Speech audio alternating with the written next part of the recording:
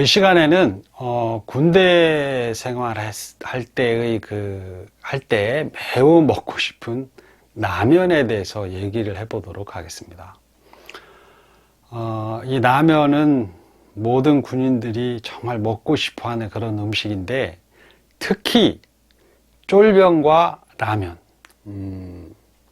해병대뿐만 아니라 뭐 모든 대한민국 국군이라면 쫄병 때의 라면.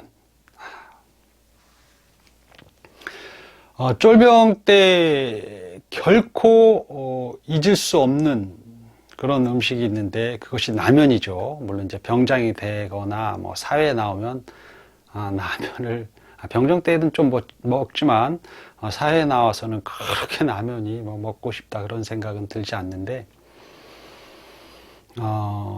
이병 때는 뭐 훈병 때도 마찬가지지만, 근데 훈병 때는 너무 정신이 없고, 이병 때는 정말 라면이 먹고 싶고, 라면에 초집중이 돼 있다, 그렇게도 말할 수 있을 것 같습니다.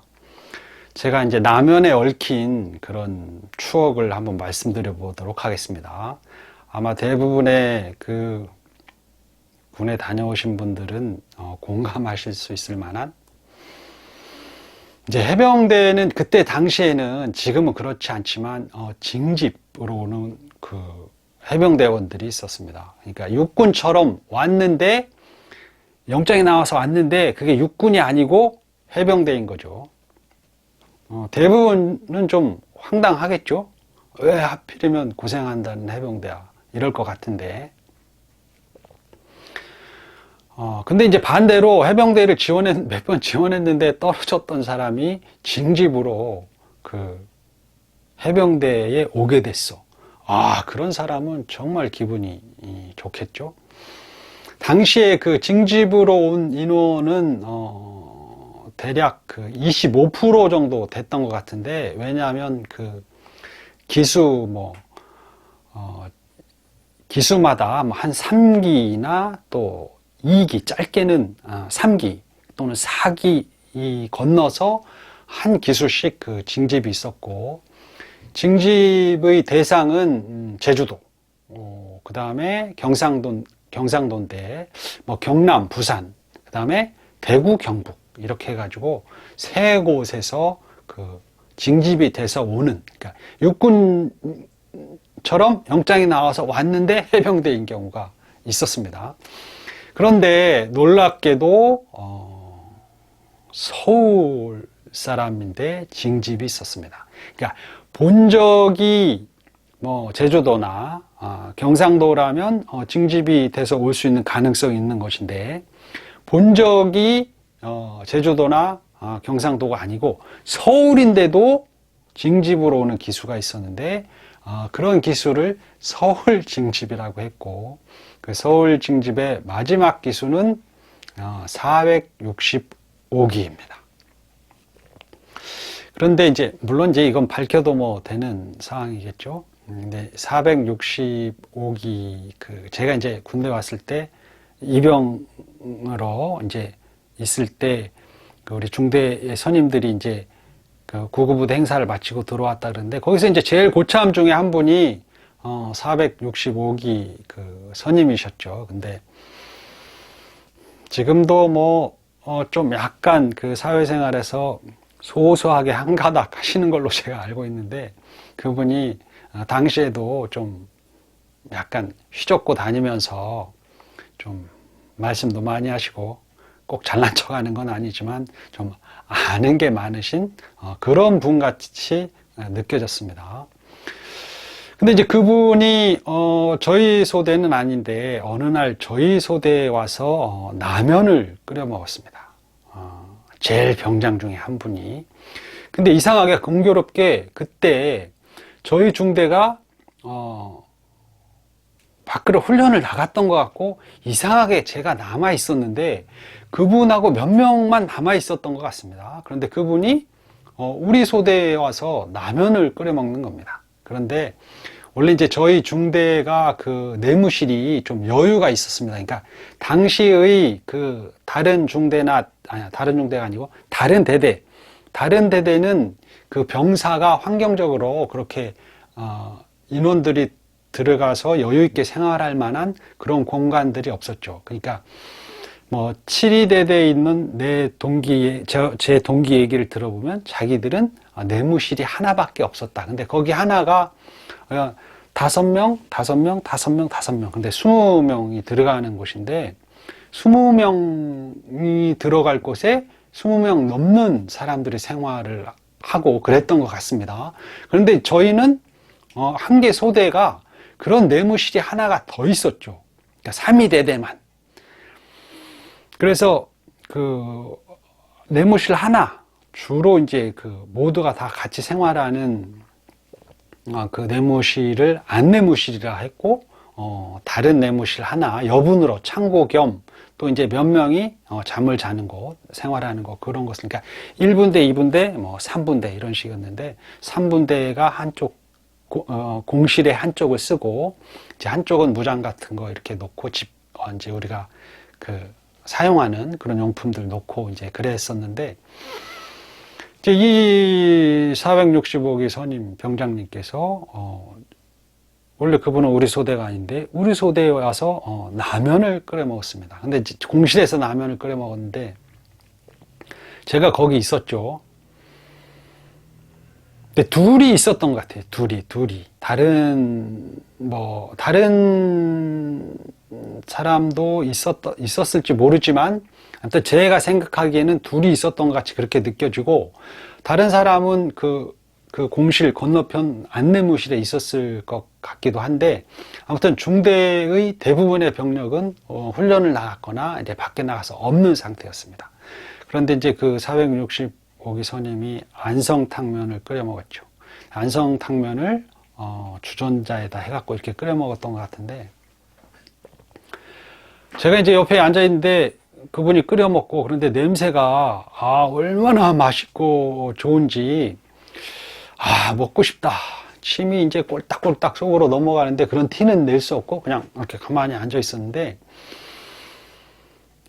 그분이 이제 끓여서 이렇게 먹는데 이제 막 말로 저 좀 주세요 이렇게 말하고 싶습니다. 당장 저 라면 조금만 주세요 이렇게 말하고 싶은데, 국물이라도 주세요 그렇게 말하고 싶은데, 그분은 뭐 전혀 제가 있는 걸 개의치 않고 그렇게 먹고 계시는데, 뭐 하나는 안 끓였겠죠. 2개를 끓여서 드시는지 꽤나 뭐 오랫동안 드셨던 것처럼 그렇게 느껴지는데, 침이 꼴딱꼴딱 넘어가고 저도 좀 한 젓가락만 주세요 이렇게 말을 하고 싶고, 그런데 이제 차마 말을 못하죠. 감히 그 하늘 같은 그 병장님한테, 그 어마어마하신 분한테는 말을 할 수가 없죠, 이 병이. 그래서 이제 가만히 있고 속으로 혹시 한 젓가락 주지 않을까? 그 추라이, 이제 녹색 추라이에다 이렇게 떠서 먹는데, 한 젓가락은, 사람이라면 한 젓가락은 주겠지. 그런데 저의 바람과 다르게 끝까지 한 젓가락도 안 주고, 쳐다보지도 않고, 먹으라는 얘기도 한 번도 하지 않고, 아예 쳐다보지도 않고 자기 혼자만 그렇게 먹고, 자기도 이병 생활을 해봤을 것인데, 그것은 라면 고문. 제가 이렇게 먹는 것으로 그렇게 처참하게 그 고문을 당할 줄은, 정말 진짜 먹고 싶은데 지금 뭐 사회에서는 저 좀 주세요 이렇게 말을 할 수도 있겠죠. 근데 군대에서는 그렇게 말할 수 없죠. 그것도 하늘 같은 병장님한테 말했다간 진짜 초상나죠. 저뿐만 아니라 다른 외선님들도 그냥 박살나는 거죠. 그리고 찍히겠죠. 이 새끼 고문 것, 이렇게 한 젓가락도 주지 않고 쳐다보지도 않고 자기 혼자 다 드시더니, 이 내용은 제가 옛날에 글로써 이렇게 저희 중대원들한테 이렇게 얘기해 준 부분이기 때문에 그분도 인식하고 있고, 그래서 얘기해도 될 거라고 생각합니다. 다 드시더니 국물이 좀 남아 있으니까 그 국물을 갖다 버리고 그 추라이를 씻어오라고 하는 겁니다. 먹을 땐 쳐다보지도 않고 맛있게 먹더니 저보고 그 국물이 있고 그 국물 갖다 버리고 추라이 씻어오라고.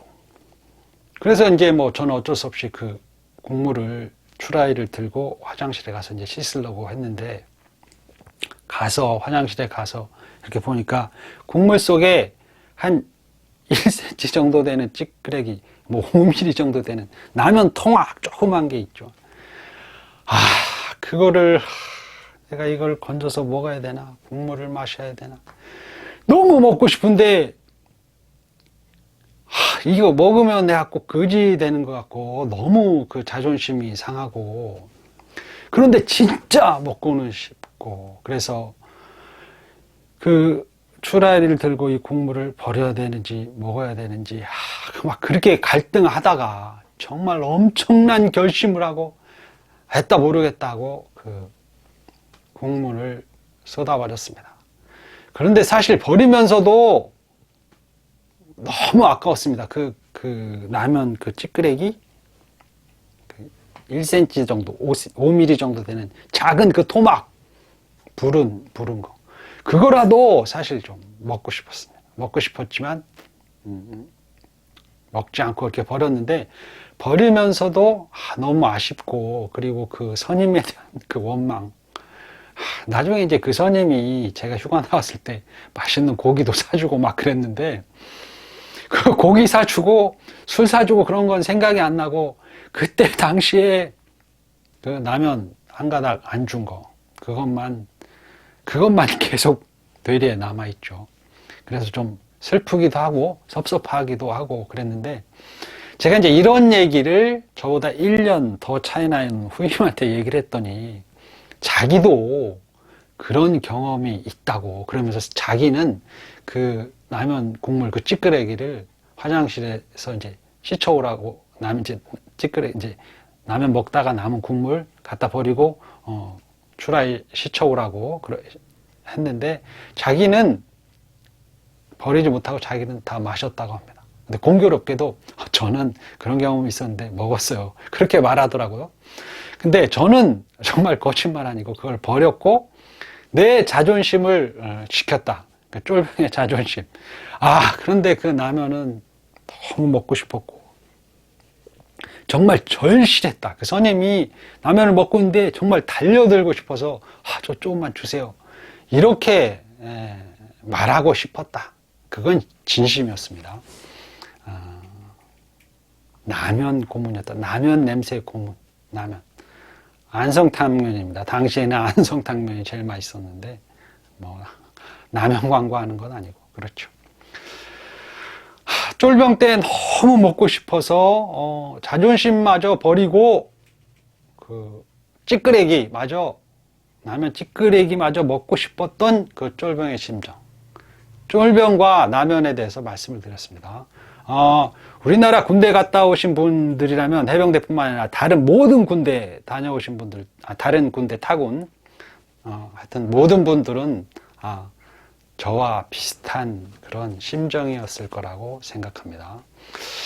그런데 이제 고참이 돼서 좀 베풀었는가 이런 거 생각해 보면 약간 베풀었다. 그러니까 이제 소주 행군하다가 소주 같은 것도 이제 병장은 딱 있는데 먹고 싶을지 모르는 이병에게 몰래 줬다. 일병 상병들 모르게. 저는 그런 경험이 있습니다. 아무튼 자신의 그 심정, 어려웠을 때 심정을 이해하고 자신이 좀 더 그 나은 그 형편이 되었을 때 베푸는 거, 그런 건 라면 한 가닥이든 소주 한 잔이든 굉장히 중요한 게 아닌가 이렇게 생각하고 이만 마치겠습니다. 감사합니다.